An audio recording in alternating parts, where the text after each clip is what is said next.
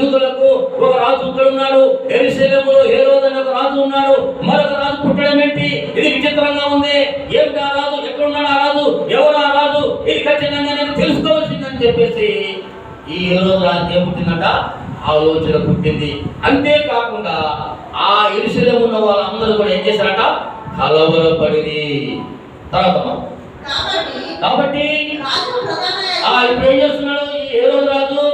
కాబట్టి రాజు ప్రధాన యాజకులను, ప్రజలలో ఉన్న శాస్త్రులను అందరినీ సమకూర్చి క్రీస్తు ఎక్కడ పుట్టినని వారిని అడిగినాడు. ఏం మొదలైంది? గుండెల్లో రైలు పరిగెత్తడం మొదలెట్ట హేరోదు రాజుకు. ఇదేంటంట బాబు, నేను రాజు అనుకుంటే నాకు ప్రతిగా మరొక రాజు పుట్టినట్ట. శాశ్వతమైన రాజు నేనే, నన్ను మించిన రాజు ఒకడు ఉండకూడదు, నన్ను మించిన రాజు ఒకడు పుట్టకూడదు, నేనే రాజుగా ఉండాలి, నేనే శాశ్వతంగా రాజుగా ఉండాలని ఇతను తలచించాడు. మన భూలోకంలో మన రాజులు ఏం చేస్తారో తెలుసా? వీడిని పడగొట్టి ఆ రాజు ఉండాలని, ఆ రాజును పడగొట్టి ఈ రాజు ఉండాలని. ఏంటంటే 3 నెలలు, సంవత్సరం కూడా ఎలక్షన్ జరిగే సంవత్సరం కూడా కాలే, ఏదో విధంగా ఈ మళ్ళా ఈ ప్రభుత్వాన్ని పడగొట్టి ఇంకొక ప్రభుత్వం తెచ్చుకొని నేను ముఖ్యమంత్రి కావాలని ఏం చేస్తున్నారు? తలపడుతున్నారు. ఏదో ఒక రూపంగా ప్రభుత్వాన్ని కూలదోసి ఇంకొక ప్రభుత్వము కొత్తగా ఏర్పడేసి నేను రాజుగా ఉండాలని కొట్లాటలు. ఏంటంటే ప్రజలు ఏమైనా పర్వాలే, ఏంటంటే ప్రజలు ఏమైనా పర్వాలే, దేశం ఎంత నష్టమైనా పర్వాలే, దేశం ఎంత ఆర్థిక స్థితిలో వెనకబడిపోయినా పర్వాలే, నేనైతే రాజుగా ఉండాలి, నేనైతే ముఖ్యమంత్రిగా ఉండాలని తపన, ఆరాటము, ఆలోచన ఎంత నీచానికైనా కూడా దిగజారిపోయిన పరిస్థితి ఉంది నేడు ఈ దేశంలో. అధికార దాహం కోసం, ముఖ్యమంత్రి కావాలనే దాహం కోసం ఎంత భయానకమైనటువంటి వాతావరణం సృష్టించడానికైనా వెనకాడడం లేదు నేటి ప్రపంచంలో. ప్రజాస్వామ్యబద్ధంగా ఎలక్షన్ జరుగుతున్నాయా? ఎక్కడ జరుగుతున్నాయండి ఎలక్షన్స్? ఎన్నో రకాలుగా ఏదో ఒక విధంగా దౌర్జన్యంతోనో, రౌడీజంతోనో, గుండాజంతోనో అధికారాన్ని చేతికిచ్చుకోవాలి అనేటువంటి తపన నేడు ప్రపంచంలో మన పాలకుల మధ్య ఉంది. కానీ బైబిల్లో దావీదు హేరోదు రాజు ఆ విధంగా ఆయన తపన ఏంటంటే ఏం మొదలైందంటే ఆయనకు కలవరం మొదలైంది. గుండెల రైలు మొదలబట్టాడు. అయ్యో బాబోయ్, ఇంకేంటరా బాబు, రాజు కూడా పుట్టాడంట. ఏంటి? సరే, ఏది ఏమైనా సరే తెలుసుకుందాం, ఇది వాస్తవికత ఎంత, ఇది నిజం ఎంత అని తెలుసుకుందామని చెప్పేసి ఏం చేశాడంట?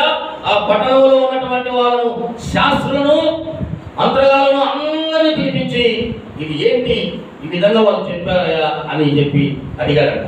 అప్పుడు వాళ్ళు ఏమంటున్నారండి? అందుకు వారు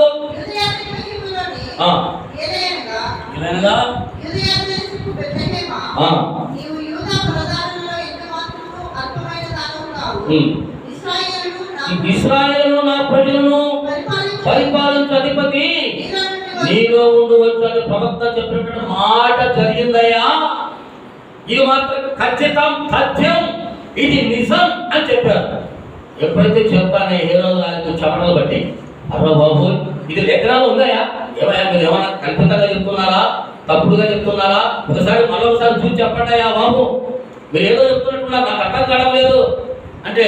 లేదయ్యా, ఇదిగో బెత్లెహేములో ఒక రాజు అయితే పుడతాడు, ఒక రాజు అయితే వస్తాడు, ఒక మెస్సయ్య అయితే పుడతాడు, సత్యం అయితే ఉంది, అది ప్రవక్త ద్వారా లేఖింపబడిందయ్యా, అది ఖచ్చితంగా వ్రాయబడిందయ్యా అని చెప్పిన వెంటనే చూడండి తర్వాత ఆలోచన అంతటా హేరోదు ఆ వచ్చినటువంటి జ్ఞానం ఏం చేశాడంట? రహస్యంగా పిలిపించి ఆ నక్షత్రం కనబడిన కాలము, అయ్యా ఆ నక్షత్రం మీరు చెప్తున్నారు కదా, ఎక్కడ పుట్టింది, అది ఏ సైడ్ పుట్టింది, ఆ నక్షత్రం ఎక్కడి నుంచి ఎక్కడి వరకు వచ్చింది, ఇంత దూరం మీరు ఎక్కడ వచ్చారు ఏంటని వాళ్ళని రహస్యంగా పిలిపించి అన్ని వివరాలన్నీ కూడా సేకరిస్తున్నాడు. చూడండి, రాజుకున్నటువంటి తపన, ఆవేదన, బాధ, వేదన అంతా ఇంత కాదు కదా. ఇదే విధంగా తన యొక్క తపనలో ఉన్నాడు. ఆ తర్వాత మీరు వెళ్ళి ఆ శిష్యు విషయమై జాగ్రత్తగా విచారించి తెలుసుకొని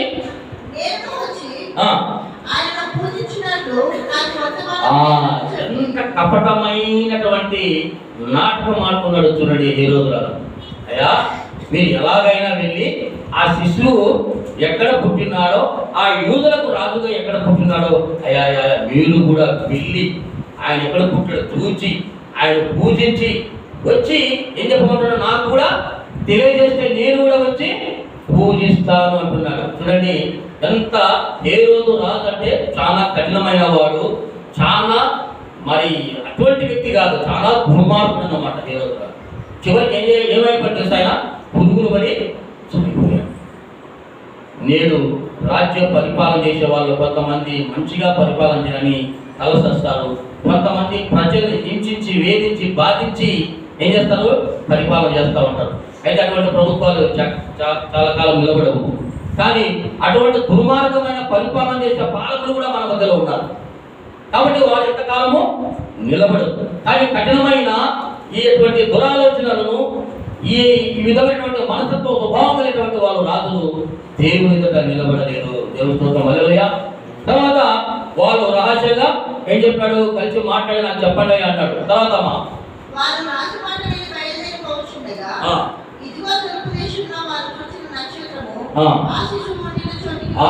ఇప్పుడు ఏమైందంటే, ఎప్పుడైతే వారు అలాగనే చెప్పి వెళుతున్న సమయంలో వారు వెళ్తున్న పెద్ద యమునకు పంపెను. అంటే ఆ సమాచారం వచ్చేప్పుడు తెలియజేయమని అడిగినాడు.